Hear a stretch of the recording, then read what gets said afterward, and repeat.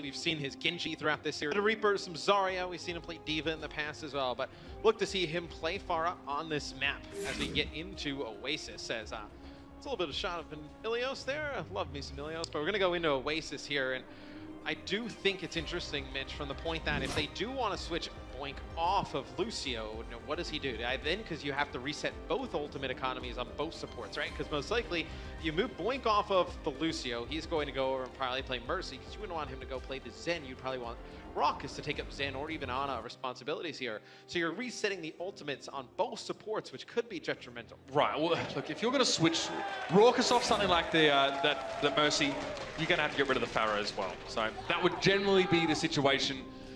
And obviously 3 stages, we may not see all 3 of them, ladies and gentlemen. Hopefully we do. We get some exciting stuff. We saw a really good series earlier on there as well with, of course, the Spitfire and the Mayhem on this particular map. I expect Pharah from both sides. Expect to see some of that high-flying stuff.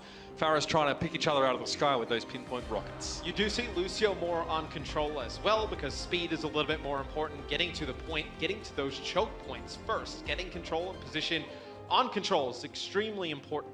And this plays right into Neptuno's wheelhouse as well, because he was primarily that Lucio player. We saw a heck of a lot of it from him.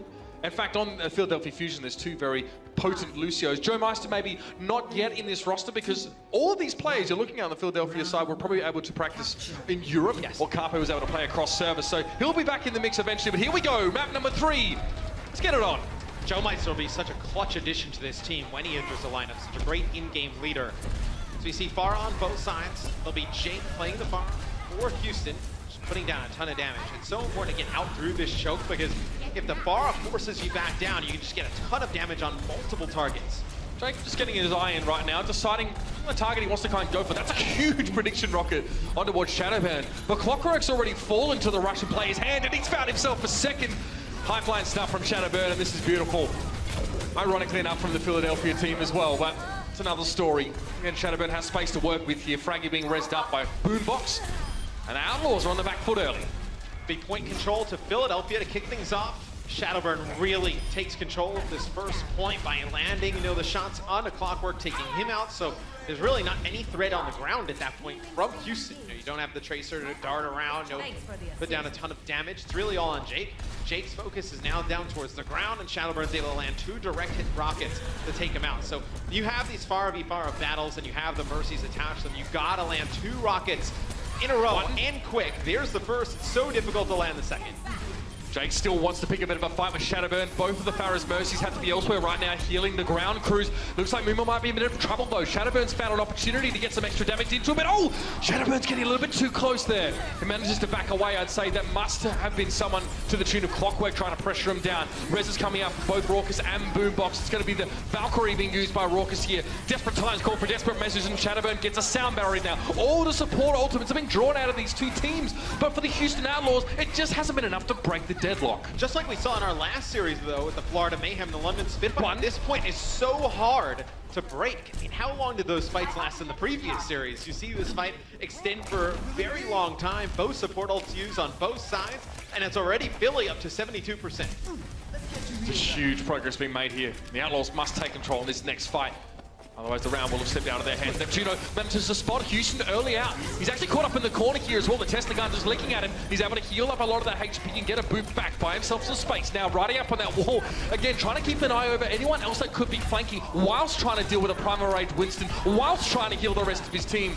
So many things he's got to worry about as a captain, but Jake decides to deal with Shadowburn the old-fashioned way. 20 paces, stand and deliver kind of stuff, and a barrage found its mark. Neptuno's very close to a sound barrier here, or we're in overtime. This could be huge for the Fusion. They've had an ironclad grip on this point for the entire round, and Carpe and Poco just seem happy to keep things that way. The Outlaws, where are you? It's all about the Fusion right now. What a strong start. Get Shadowburn out of the equation fairly early in that fight. He has a rocket barrage, so you're never actually even able to use that Pharah ultimate. Carpe on the ground, though, just in and out, darting through the back lines as Tracer, able to pick up multiple kills there. No answer from Houston. I mean, Carpe's demonstrated his ability as a Tracer player before. He was, again, an incredibly hyped up transfer from Korea over on towards the team he played on at the time, which was FaZe, and he definitely paid his dues there and demonstrated his ability. And the Outlaws look a little bit shell-shocked by that one again. You pointed out perfectly, Matt.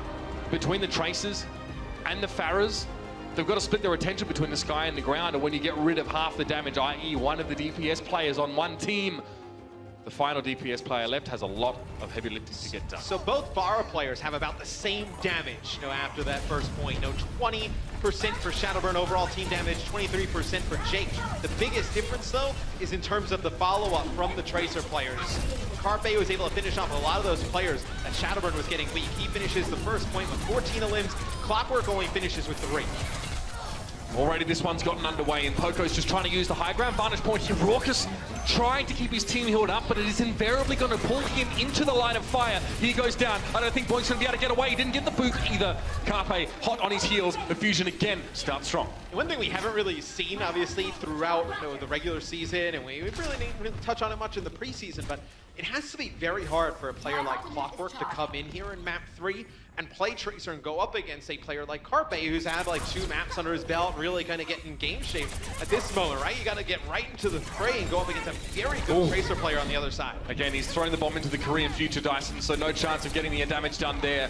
Well done by Coolmat to receive the package and get rid of it. Responsible disposal, if you will.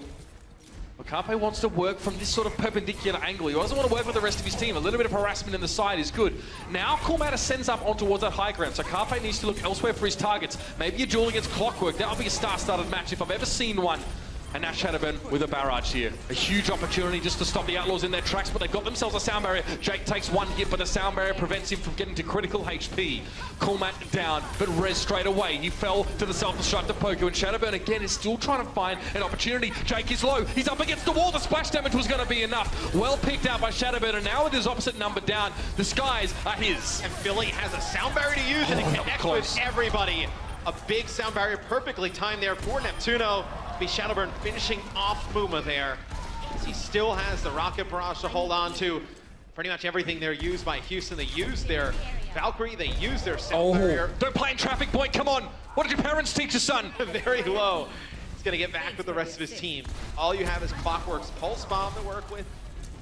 It's gonna be Poco using a self-destruct. Oh no, getting right back in his mech. D-mech there as Diva. They get right back in the mech. Shadowburn still just with the rocket barrage here. He's done a nice job really landing these shots onto Jake, forcing him back a little bit. He's also forcing the Mercy to stay close to Jake. That's the 1-2 punch we were looking for. And now it might be Struggle City for Raucous. He's trying to hide back around the corner, but Shadowburn's got the verticality. He wants the Mercy. You better believe he'll have it as well. Extra rockets, surplus damage. That's all Shadowburn need. 3 kills with a barrage, 4 on towards Clockwork. Now we have ourselves a game, and the Fusion, what do you say about that? Well, it makes it Shadowburn's job easier against Jake in the sky in the Pharah v Pharah duel when Jake is playing kind of close to those walls, because instead of those direct hits, you land a direct hit